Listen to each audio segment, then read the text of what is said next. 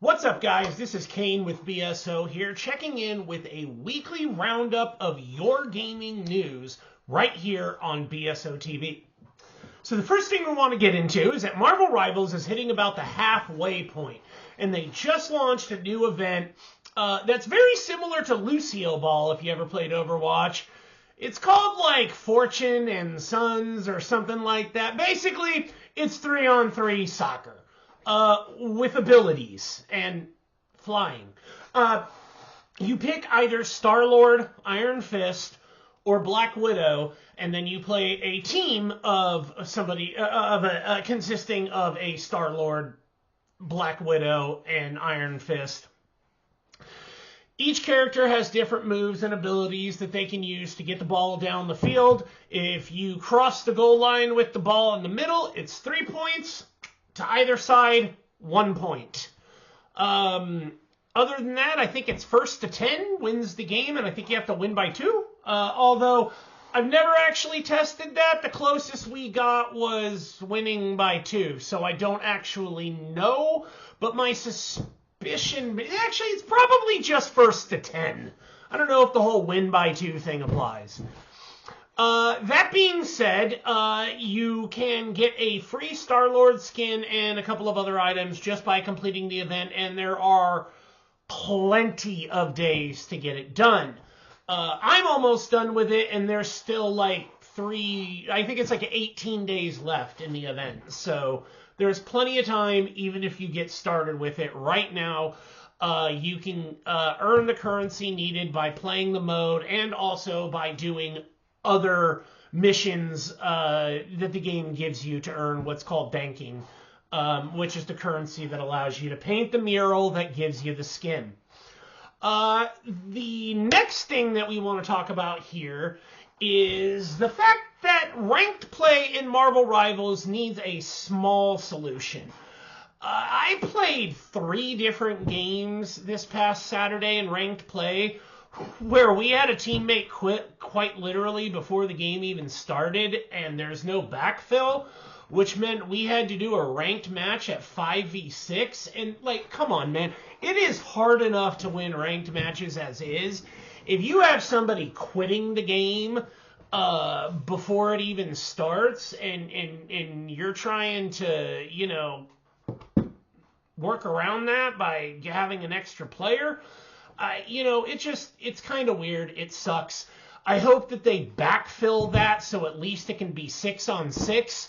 Like I said, rank play is really tough enough. Being down a player, especially because 9 times out of 10, what ends up happening is that in the 3 games that I had, I was the only healer, which meant they pretty much did the Mexican hat dance on my nuts, because once I was out, it was easy to wipe everyone else out. So they just focused on me the entire game, which is exactly what I would have done if I were in their position.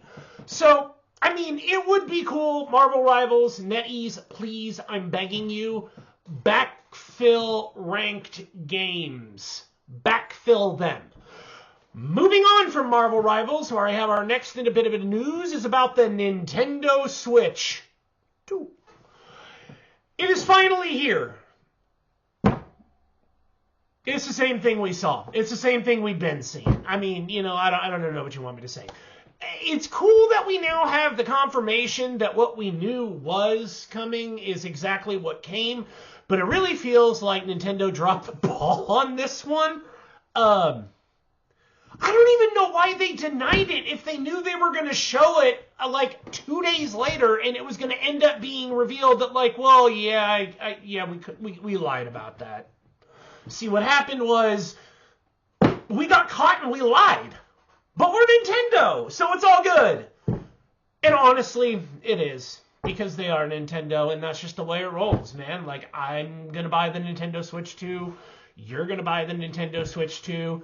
She's going to buy the Nintendo Switch 2. We're all going to own it. Like, Nintendo's one of those companies that it doesn't matter how they hit you, you just smile and, like, take the punch, because it's Nintendo.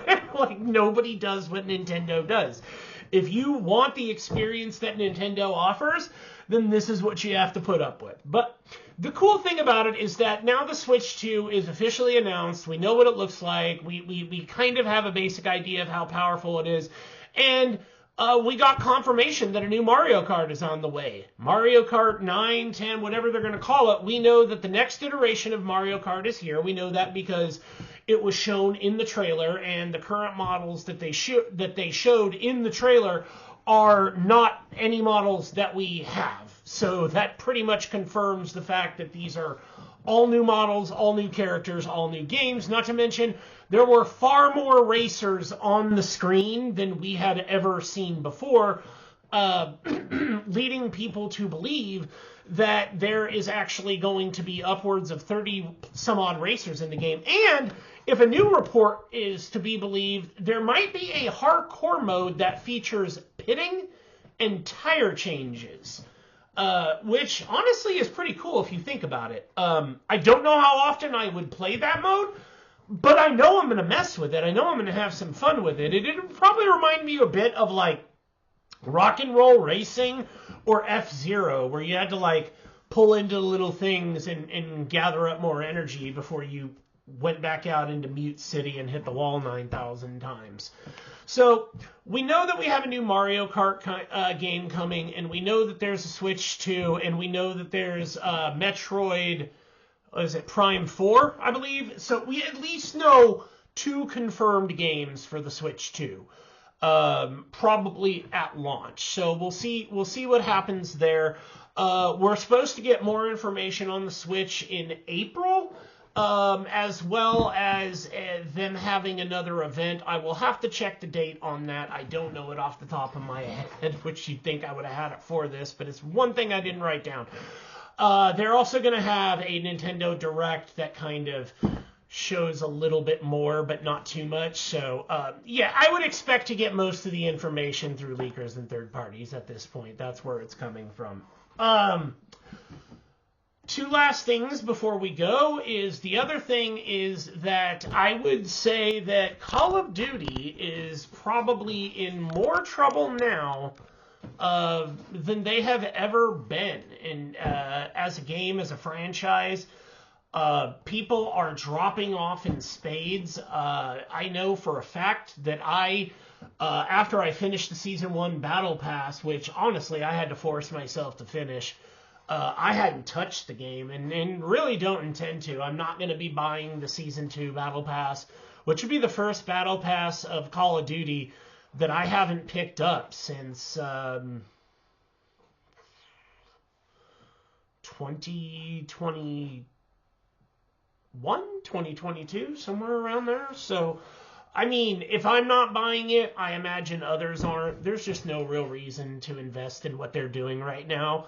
A lot of it is AI slop. Cheating is just, it is so ridiculous. And when you see the work, I hate to come back to Marvel Rivals, but when you see the work that they're doing, especially within ranked play, where now if a cheater is detected, the game is immediately terminated. Nobody suffers any penalty other than the cheater. And if they can prove that the team knew the player was cheating, then obviously they'll suffer consequences too. But in the immediate, the only person punished is the cheater. Nobody loses rank, nobody loses status, nothing happens. It's treated as if the match never happened. And they're doing this in ranked matches. In Call of Duty, man, basically their entire top 250 is cheaters. Like, the #1 player in the world just got caught cheating, and you know, I mean, that's the #1 player in the world. If the #1 player in the world is cheating, then there's no point in casuals like me playing that game.